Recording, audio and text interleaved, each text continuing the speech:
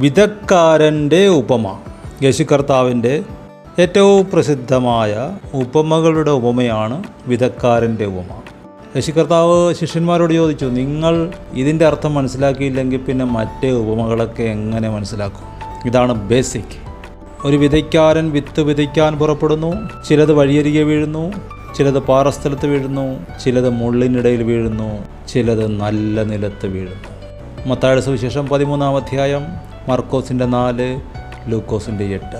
ഈ സുവിശേഷങ്ങളിലെല്ലാം കർത്താവ് ഇതിനെക്കുറിച്ച് പറഞ്ഞിട്ടുണ്ട്. അപ്പോൾ വഴിയരികെന്ന് പറഞ്ഞാൽ വചനം ഹൃദയത്തിൽ വീണു അല്ലെങ്കിൽ കേട്ടു, പിശാച് വന്നെടുത്തുകൊണ്ട് പോയി എന്ന് പറഞ്ഞാൽ കൂട്ടുകാർ, വഴിയരികെ നിൽക്കുന്നവരെന്താ, കൂട്ടുകൂടി നടക്കുന്നവർ. ഒരു നല്ലൊരു കാര്യം കേട്ടു, പക്ഷേ ഫലം കൊടുക്കാൻ മറ്റുള്ളവർ സമ്മതിച്ചില്ല. പിശാച് ഒരിക്കലും പിശാചായിട്ട് വന്ന് ഇതെടുത്ത് കളയത്തില്ല. ഒരു ബന്ധുവിൻ്റെ രൂപത്തിൽ വരാം, കൂട്ടുകാരൻ്റെ രൂപത്തിൽ വരാം. അപ്പം തന്നെ ഇതൊന്നും ശരിയാകുന്ന കാര്യമല്ലടാ, ഇതൊക്കെ മെനക്കേടാണ്, ഇതൊക്കെ പറ്റിക്കലാണ് എന്ന് പറഞ്ഞ് അപ്പം തന്നെ കൊത്തിക്കൊണ്ടുപോയി. പോയ പാർക്ക് പോയി ഒരു ലോട്ടറി കിട്ടിയിട്ട് അടിക്കേണ്ട ലോട്ടറി ആയിരുന്നു, അത് കീറി കളഞ്ഞതുപോലായി. 2 പാറസ്ഥലവും മുൾച്ചെടിയായിട്ടുള്ള വ്യത്യാസം. പാറസ്ഥലം എന്ന് പറഞ്ഞാൽ ജീവിതത്തിൽ ഞെരുക്കങ്ങൾ വരുന്നു. മുൾച്ചെടി എന്ന് പറഞ്ഞാൽ ജീവിതത്തിൽ സമൃദ്ധി വരുന്നു. ഞെരുക്കം വരുമ്പോൾ, വചന നിമിത്തം ഞെരുക്കം വരുമ്പോൾ ഇട്ടിട്ട് പോകുന്നവരാണ് പാറസ്ഥലം. ഈ ലോകത്തിൻ്റെ സുഖലോലുപതയും സമൃദ്ധിയും മോഹങ്ങളും ഒരുത്തനെ നശിപ്പിക്കുന്നതാണ് മുൾച്ചെടി. നല്ല നിലമെന്ന് പറഞ്ഞാൽ ഇതൊന്നും ഇല്ലാത്തതെന്നർത്ഥം. എന്ന് പറഞ്ഞാൽ അധികം സ്നേഹിതന്മാരുള്ള മനുഷ്യന് നാശം വരുമെന്ന് സദൃശ്യവാക്യങ്ങളുണ്ട്. അത് നമുക്ക് ചുറ്റുവട്ടം നോക്കി അറിയാമല്ലോ. ഒത്തിരി കൂട്ടുകാരൊക്കെ ഉണ്ട്, സ്വാഭാവികമായിട്ട് അവന് നാശം വരും. അപ്പോൾ കൂട്ടുകാരെ ഒഴിവാക്കുന്ന ഒരവസ്ഥയുണ്ടാവും. നമ്മളോർക്ക് അയ്യോ നമുക്കാരും കൂട്ടുകാരില്ലെന്ന്. പക്ഷേ കർത്താവ് മണ്ടനല്ല, നന്മയ്ക്കായിട്ട് മാറ്റാൻ പോവുക. ജീവിതത്തിലെ ഞെരുക്കങ്ങൾ, ബുദ്ധിമുട്ടുകൾ വരുന്നു. നമ്മൾ ഉദ്ദേശിച്ച പോലൊരു സമൃദ്ധിയോ ബ്രേക്ക് ത്രൂവോ ഫൈനാൻഷ്യൽ ഡെലിവറൻസോ ഒന്നും നമുക്ക് കിട്ടിയില്ല. പക്ഷേ കർത്താവ് പറയാണ്, എനിക്കൊരു പ്ലാനുണ്ട്.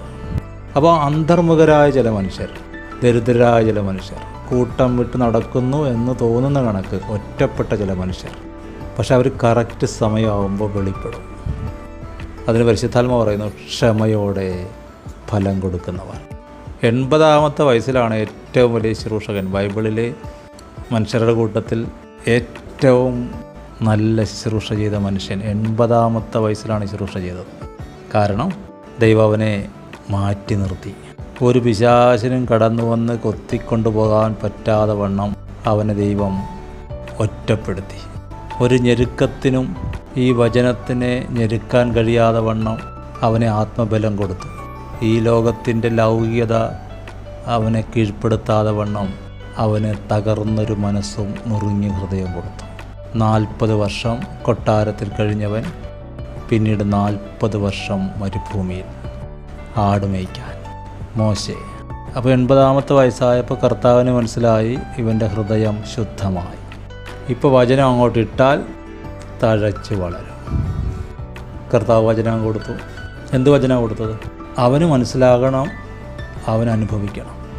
നമ്മൾ സാധാരണ പറയുന്ന പോലെ ഐഡൻറ്റിറ്റി ക്രൈസിസ് എന്നൊക്കെ പറയുന്ന പോലെ സ്വന്തം ഐഡൻറ്റിറ്റി അറിഞ്ഞുകൂടാത്ത, അല്ലെങ്കിൽ പുറത്ത് പറയാൻ കഴിയാത്ത, നിശ്ചയമില്ലാതെ വണ്ണം നടക്കുന്നൊരു മനുഷ്യൻ. ഉന്നത വിദ്യാഭ്യാസമുള്ളവൻ, ഇസ്രായേൽക്കാരൻ, ഈജിപ്തിൽ വളർന്നവൻ, ഇപ്പോൾ മിദ്യാൻ ദേശത്ത് ആടുമേയ്ക്കുന്നു. ഇപ്പോൾ വിശ്വാസത്തിൽ നിന്ന് വീര്യത്തിലേക്ക്, വീര്യത്തിൽ നിന്ന് പരിജ്ഞാനത്തിലേക്ക്, പരിജ്ഞാനത്തിൽ നിന്ന് ഇന്ദ്രിയജയത്തിലേക്ക്, ഇന്ദ്രിയജയത്തിൽ നിന്ന് സ്ഥിരതയിലേക്ക് അവിടെ എത്തി നിൽക്കുകയാണ് മോശ. ഇപ്പോൾ വിശ്വാസത്തിൽ നിന്ന് വീര്യത്തിലേക്ക്, വീര്യത്തിൽ നിന്ന് പരിജ്ഞാനത്തിലേക്ക്, പരിജ്ഞാനത്തിൽ നിന്ന് ഇന്ദ്രിയജയത്തിലേക്കും സ്ഥിരതയിലേക്കും.